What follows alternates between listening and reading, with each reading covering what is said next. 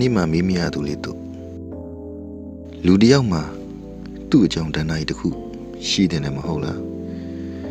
အရာရာဟာမြေကြီးပေါ်တုတ်ချောင်းနဲ့ရေးချထားသလိုဖြစ်လွယ်ပြက်လွယ်ကြီးပါပဲကွယ်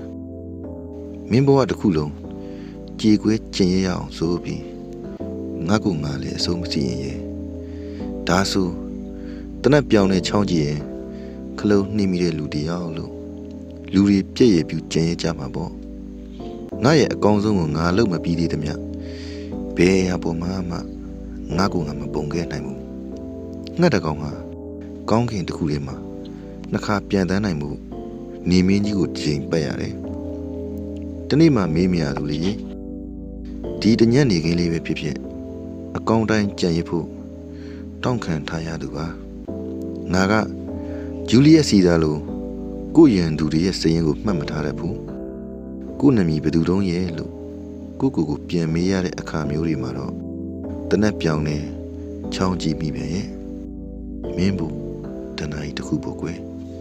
ပိုင်ဆိုးဝေး